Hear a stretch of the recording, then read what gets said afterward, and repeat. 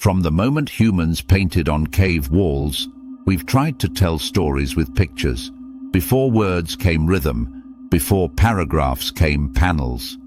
Comics, in many ways, are the oldest form of storytelling we've ever known, and yet they remain forever young.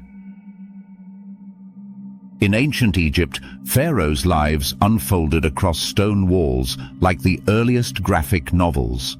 Hieroglyphs became sequences, each image leading to the next, blending art and narrative. It wasn't speech bubbles, but it was storytelling all the same. Medieval Europe carried that tradition in illuminated manuscripts, gold-leaf saints and dragons dancing between columns of text. The Bayeux tapestry, stitched in the 11th century, stretched nearly 70 meters of action. 1,000 panels of knights, swords and arrows telling the tale of conquest. Fast forward to the 18th and 19th centuries. The printing press democratized art.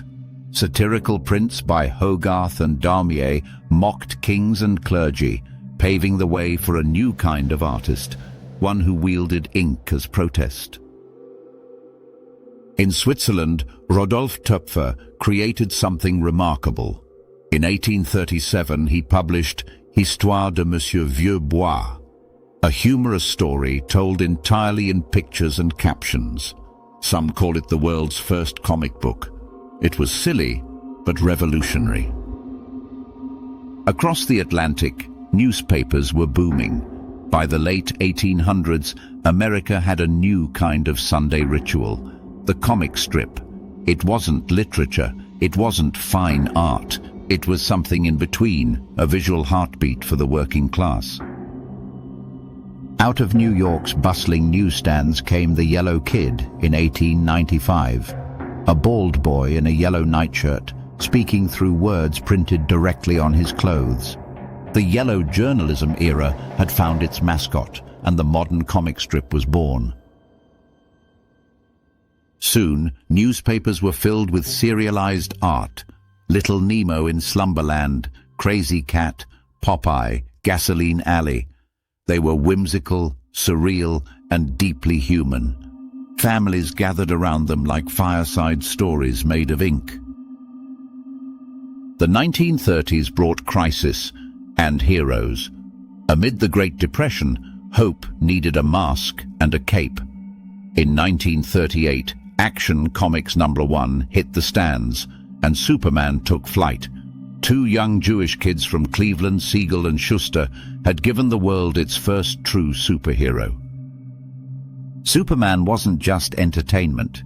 He was escapism, justice, wish fulfillment. He could do what readers could not: fly, fight, believe. The comic book industry exploded overnight. A year later, Bob Kane and Bill Finger gave us Batman, darker, brooding, human. In 1941, Wonder Woman arrived, her lasso of truth twining through a male-dominated medium. Comics had become modern mythology. Then came war. The 1940s saw Captain America punching Hitler on the cover before the US had even joined the fight. Soldiers tucked comic books into their duffel bags, portable courage for uncertain tomorrows. When peace returned, so did doubt. The 1950s feared comics. Dr. Frederick Wertham's Seduction of the Innocent claimed that crime and horror comics were corrupting youth. Senate hearings followed. Publishers panicked.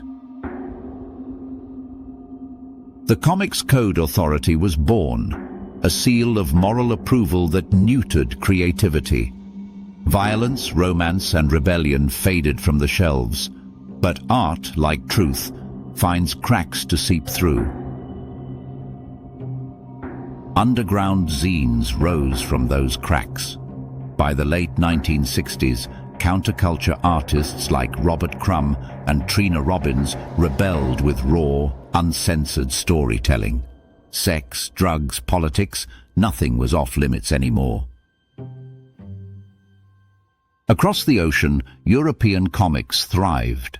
In Belgium and France, Tintin explored continents, Asterix conquered Rome with laughter, and Metal Hurlant redefined science fiction art.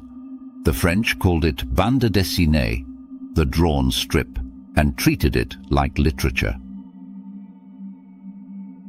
Meanwhile, Japan was building something seismic. Post-war manga, led by Osamu Tezuka, transformed comics into an emotional art form. His cinematic pacing, his empathy, they birthed an empire of imagination. Manga became a mirror for every age, every class.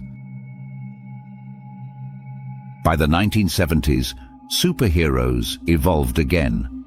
Stan Lee, Jack Kirby, and Steve Ditko made Marvel a universe of flawed gods. Spider-Man with guilt, X-Men with prejudice, Hulk with rage. They weren't invincible, they were relatable.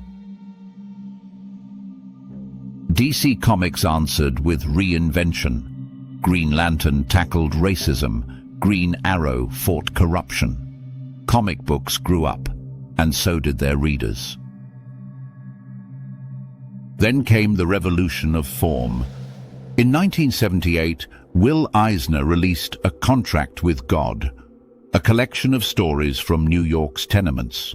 It wasn't called a comic book, it was called a graphic novel, a new term for a timeless craft. The 1980s were electric. Watchmen dissected the idea of heroism. The Dark Knight Returns made Batman mortal again. Mouse told the Holocaust through mice and cats, and won the Pulitzer Prize. The world finally recognized comics as art. The 1990s brought chaos and innovation. Independent publishers like Image Comics rose from artists demanding ownership. Anti-heroes reigned.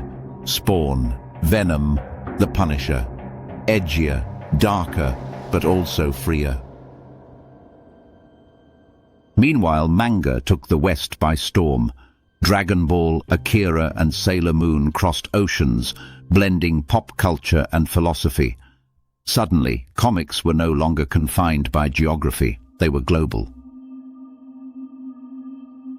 Then came digital. Webcomics sprouted like graffiti in cyberspace. Artists no longer needed publishers, just passion and Wi-Fi. XKCD, the oatmeal, and thousands more democratized laughter and truth. Hollywood noticed.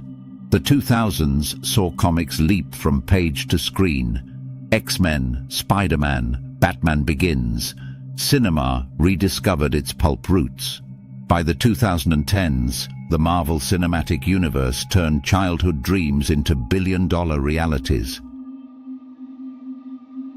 But beyond the spectacle, comics continued their quiet revolution. Independent voices, Alison Bechdel, Marjane Satrapi, Jean Luen Yang, used panels to tell deeply personal cultural stories. Representation expanded, so did empathy.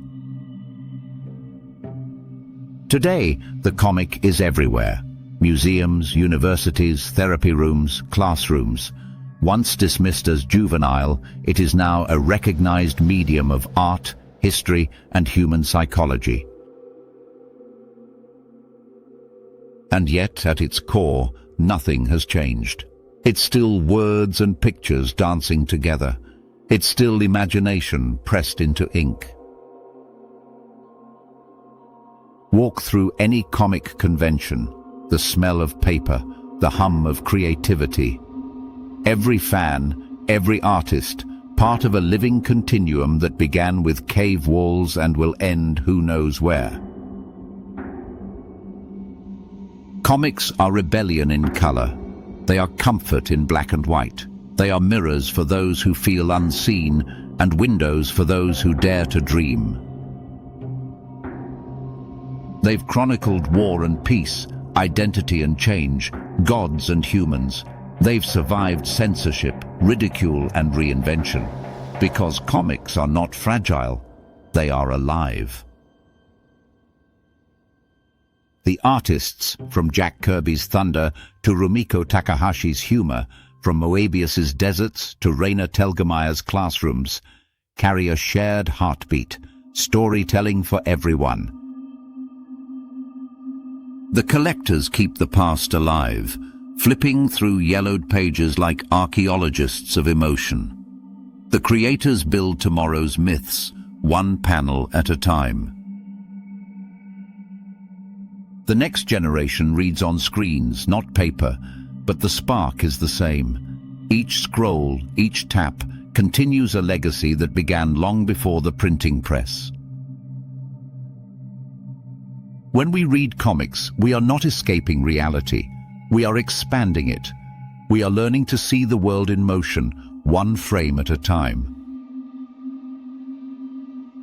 From hieroglyphs to holograms, from the Yellow Kid to Miles Morales, the comics journey is humanity's, creative, flawed, and endlessly hopeful.